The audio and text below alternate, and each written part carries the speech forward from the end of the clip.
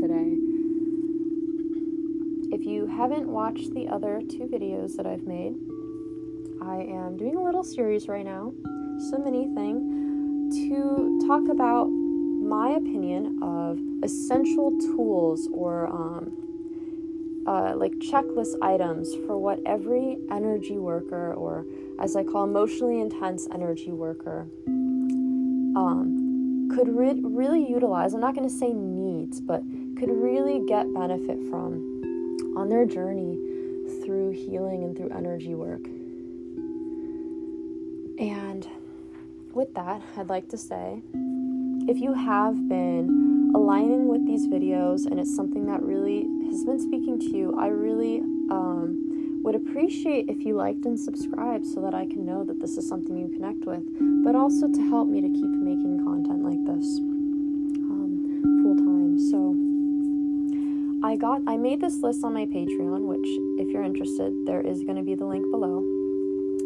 But I made this list on my Patreon as a sort of kind of what are some tools that someone can easily just remember, okay, let me start practicing this, let me start utilizing this, to really get to a place where they feel like they have a sense of balance and control, but not control in the traditional sense where you have literal control over things, but more control over your energy and your emotions and your reaction to things.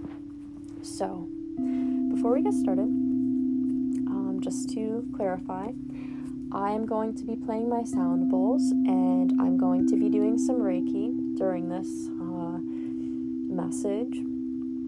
And so if you want to receive the Reiki, you just confirm to yourself that you would like to. And I'm going to start it before I start talking about everything. So just there's going to be a little point of silence where I'm going to be trying to connect your energy, and you just say yes or no if you consent to having Reiki sent to you. But while I share this message, and I say this in all my videos, I really just want you to get less caught up on the words and the meanings and capturing everything I'm saying on a physical level with your ears, and feel the message.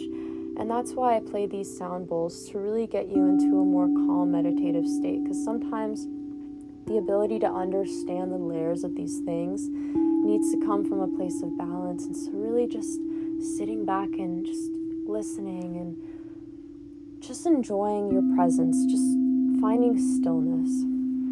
If you zone out, if you don't hear it all, if you like stop paying attention because you're really getting like caught up in different aspects and thinking about it, let it happen. Let your mind drift. You're gonna get what you need.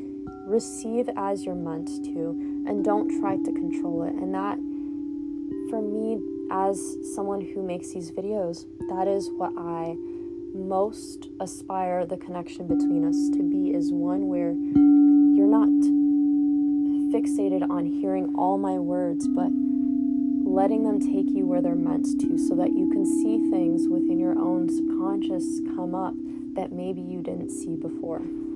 So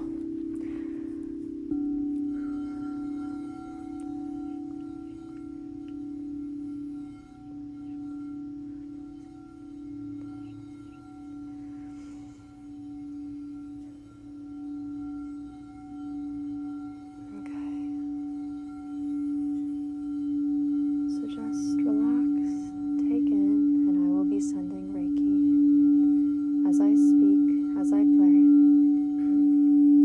So, number 3, a grounding cord in your emotional body. When we think of grounding, traditionally, or I don't want to say traditionally, but I think generally what people, at least in the West, consider as grounding is you envision a cord from your feet or your root chakra, and it's grounding into the earth, or however you perceive it. I think you understand what I'm saying, where grounding is really about excess energy moving through you and just being released back to Gaia. But here, is where I want to take it kind of a step further that I don't really see a lot of people take it often, where you have a grounding cord for your chakra system, for your physical body, but having a grounding cord specifically for your emotional body. So I'm going to share a little bit more, because I pretty much always share personal experiences with these videos because I am basing these videos off of my own experience as an energy worker. Not even a year ago, it wasn't really even a year ago, where I realized I get trapped emotions because I disassociate from them as a way to escape them. So I'm going to read what I wrote in the post. A grounding cord in your emotional body to fully and completely channel the energy of your emotional body that your emotional body tends to hold, so that it can actually flush out and move through you so that you can stay in your body grounded and balanced throughout the experience of intense emotions.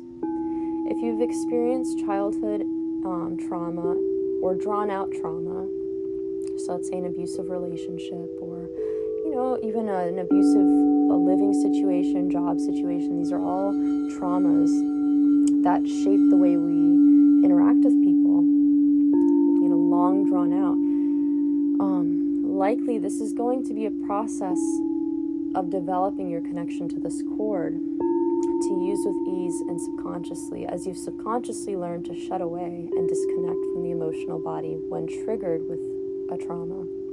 So what I'm trying to get here is, and in fact, I'm just going to use the root chakra. We're going to be grounding this whole time. So really focusing on grounding your energy through this message, okay?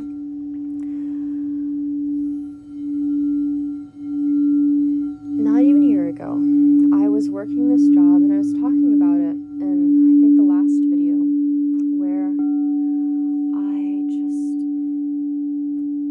I truly felt so disconnected. I felt so disconnected from myself. That's the best way I could describe it. It was before I started this channel. I actually started this YouTube channel after getting fired from that job. But I was so miserable. It just wasn't right. It wasn't where I was meant to be. And I got very, very depressed as the months went by. And at one point I was like, I'm going to look at this as an opportunity to challenge myself when it comes to my emotions. And I realized one day, I'm not grounding them. What happens is I start to feel so emotionally overwhelmed that I actually start to detach a little bit, to disassociate, to actually kind of come out of myself a little bit. And the thing was, it was hard to recognize this because the experience of disassociating from my emotions was more on an emotional, not even an emotional level, but more on an energetic level than it was experiencing it with my mind. Because I've always struggled with disassociation, where I literally see myself floating above myself, and in uncontrolled ways, and it wasn't like that. And so I never really associated what I was experiencing with a form of disassociation. And then I realized I was disassociating as a way to escape from the intensity of my emotions, because they were so hard, they were so overbearing and overwhelming, that I really just didn't know how to cope with them without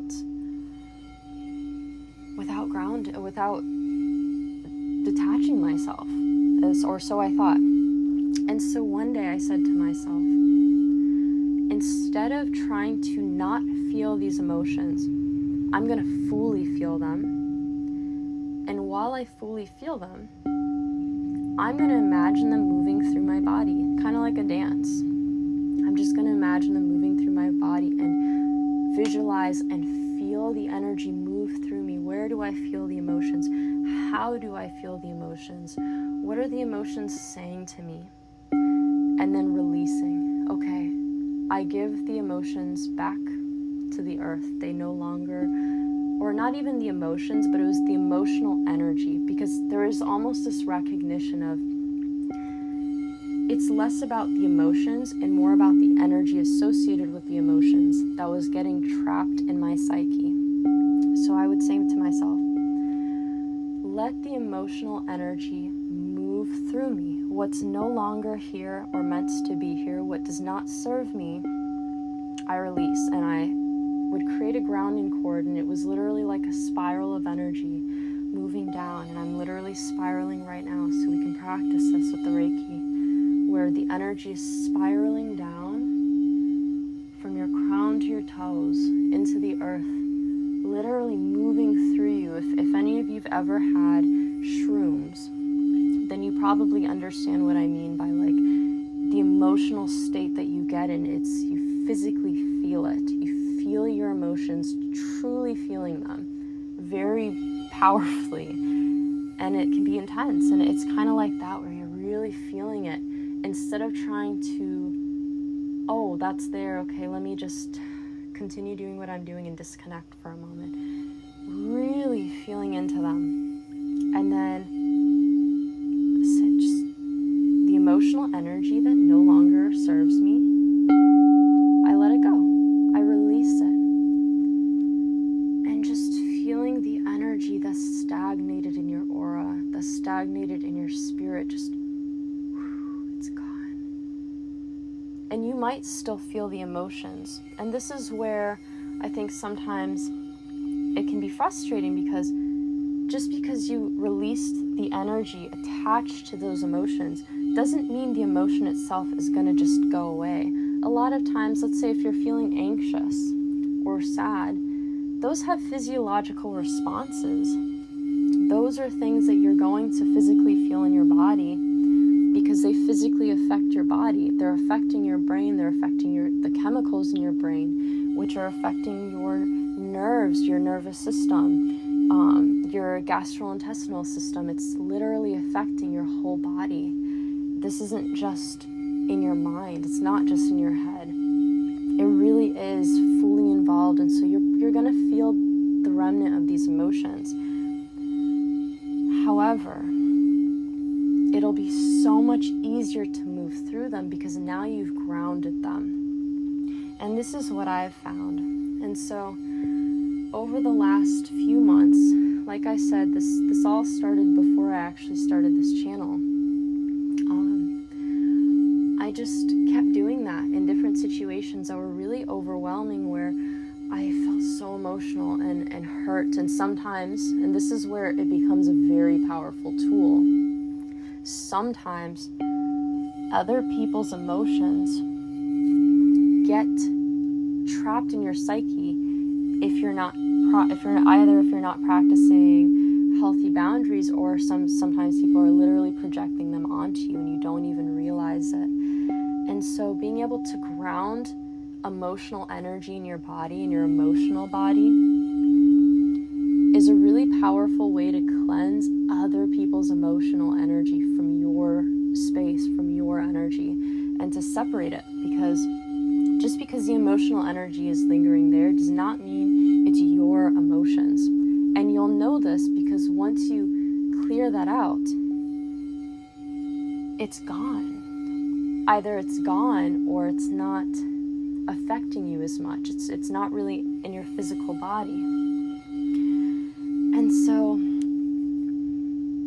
I find that this is a really useful tool to help people ground their emotions so that they can fully be grounded in their body, in their physical body. And this is an important way of healing the root chakra, especially, and I mentioned this in the text that I wrote, where if you've experienced childhood trauma or drawn out trauma, it's going to be harder for you to do this, especially with the childhood trauma, because the root chakra is not necessarily going to be fully developed, or I don't want to say fully developed, but in a way, kind of. It's not going to be fully accessed or I'm getting the word oriented. That's not really what I'm trying to say.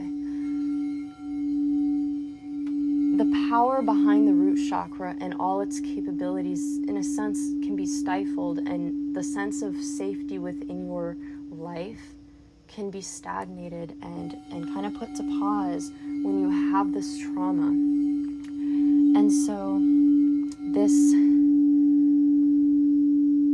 ability to just move emotional energy through you works as a way to help you reconnect with your sense of safety in your physical body, so you can be fully rooted in it, fully grounded in it, and continuing to move through the day even through those harsh and heavy emotions. And so this is really a way to come back and stay in balance, and learning how to navigate through trauma, through triggers, because it's not easy. And I guess at the end of the day, it's really just another tool to come back to mindfulness when you find yourself triggered, because I'm sure we all know having those tools, count 5 things you see and 3 things you hear, whatever, however it is, you know what I mean. Those are really important for helping us come back to the present moment and finding our feet, finding our rooting. And this is just another way to do that on an energetic level. And so I really do feel as though this is an important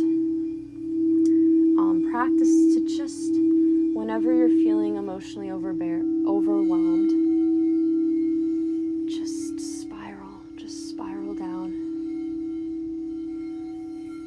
And I imagine it as a counterclockwise spiral down into the earth. To each their own. We all have our own ways of doing things, and I am strong in the belief that every unique way is uniquely important and uniquely valid. So if you don't align with the spiraling directions, that is entirely you. That's your thing. That's your belief. And it doesn't connect with you because there are other things that will. But for those who do connect with that kind of a thing, I envision energy moving into the earth as spiraling counterclockwise, and then energy moving upward towards the heavens, the ethers, as clockwise. And that's how I utilize my bowls. So right now, I am playing the root bowl counterclockwise, and then incorporating Reiki as a way to bring and pull energy down that no longer serves into this root portal. Well, I just realized I actually wasn't playing the root chakra this whole time. I was playing the sacral chakra, so oh well. Here's the root. If you guys needed that, you needed that. There is a lot of sacral collective trauma in society, so maybe we needed to start there to come back to our life force. But I really want to ground that. So right now I'm playing with the root chakra, just spiraling down this energy cord, moving down, cleansing you. It's almost like a rush of water, just releasing. It's just going down.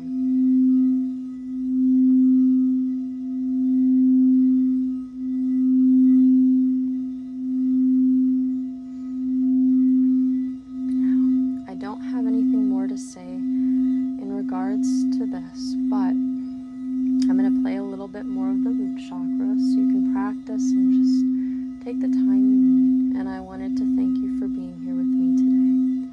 And if this message resonated with you, just know that I will be posting more, and I love you, and you are a powerful and incredible, wise being. And just thank you for sharing this space and